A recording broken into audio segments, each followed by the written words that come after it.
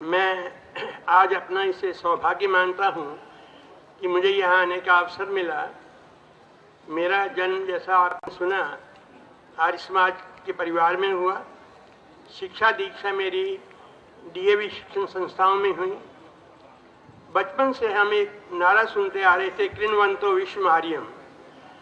कई बार मन में ये आता था कि ये नारा मात्र नारा है। आज यहाँ आकर इतने दूर दूर के देशों से जो हमारे आर्य समाजी भाई बहनें आई हैं, उनको मिलकर, उनके विचार सुनकर ये लगा कि ये जो हमारा नारा है कृण्वन्तो विश्वम् आर्यम्, ये बिल्कुल सार्थक है और ये बहुत आगे बढ़ रहा है।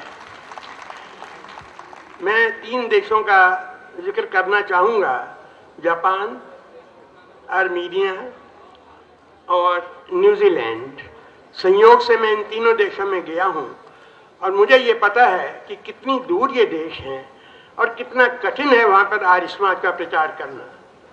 वहाँ हमारे जो आर्य बंधु और जो देवियाँ वहाँ आर्य समाज का काम कर रही हैं, हम सबको उनके प्रति पूरी तरह से ये मानना चाहिए कि वो हमारा काम वहाँ कर रही हैं। मैं उनका अभिनंदन करता हूँ और मैं अभिनंदन करना चाहूँगा यहाँ जो हमारे साधु संत महात्मा आर्य समाज के सन्यासी बैठे हैं। आर्य समाज का जो भी उत्कर्ष हुआ उसमें रीढ़ की हड्डी का काम हमारे सन्यासियों ने किया था। आज यहाँ बैठे हैं, ये भी आप सबका, मैं अपना भी सौभाग्य मानता हूँ उनके दर्शन करने का, उनका सानिध्य प्राप्त करने का, उनका आशीर्वाद प्राप्त करने का। एक संक्षेप में एक बात कहकर मैं अपनी बात समाप्त करूंगा।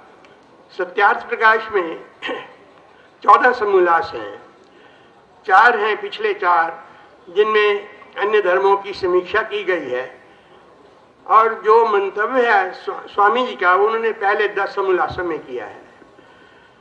10 समोल्लासों में से 2 समोल्लास, दूसरा और तीसरा समोल्लास, केवल शिक्षा पर ही स्वामी जी ने लिखा है। ऐसा क्यों है कि 25%, ऑलमोस्ट 20-25% अपना जो उन्होंने लेखन किया सत्यार्थ प्रकाश में, वो शिक्षा से संबंधित है।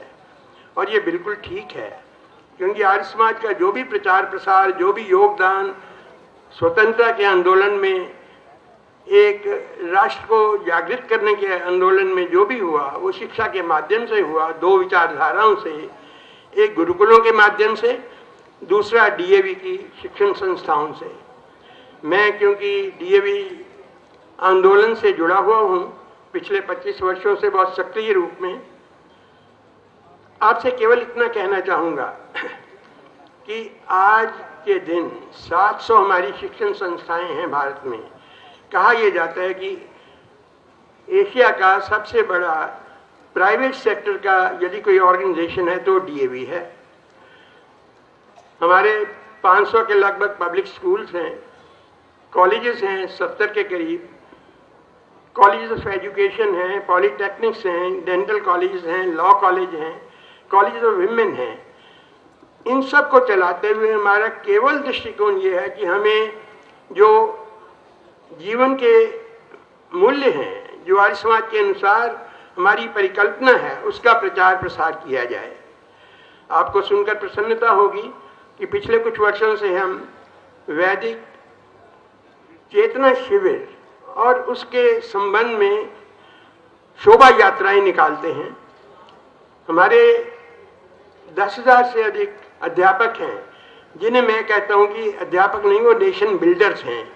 जब माता पिता और अभिभावक अपने छोटे बच्चों को हमें सौंपते हैं तो हमारा ये दायित्व बनता है कि वो अच्छे नागरिक बने। हमारा नैतिक शिक्षा का कार्यक्रम है, उसकी टेक्स्ट बुक्स हैं, उसके परीक्षाएं देनी पड़ती हैं। हम ये मानते हैं कि सार्थकता इन संस्थाओं को चलाने में केवल इसीलिए है कि हम नैतिक मूल्यों पर बल देते हैं और आर्य समाज का संदेश आगे फैलाते हैं। 10 लाख से अधिक विद्यार्थी हमारी संस्थाओं में पढ़ते हैं और हमें इस बात का हर समय ये ध्यान रहता है कि ये हमारे पे एक चार्ज है, हमारा कर्तव्य है कि इनको हम जीवन मूल्य ठीक दें। अंत में मुझे एक बात की और बड़ी प्रसन्नता है कि ये जो इतना बड़ा आयोजन किया है इससे हमारी जो युवा शक्ति है, विनय आर्य हैं, राज सिंह हैं, अजय सहगल हैं, उनके और साथी हैं, तो एक बड़ी मन में ये आशा, एक नई ज्योति जगती है कि आर्य समाज में जो युवा शक्ति है वो आर्य समाज का काम आगे ले जाएंगे। मैं उनका अभिनंदन करता हूं और उन्हें बहुत बहुत बधाई देता हूं इतने बड़े आयोजन को सफलतापूर्वक संपन्न करने में। धन्यवाद।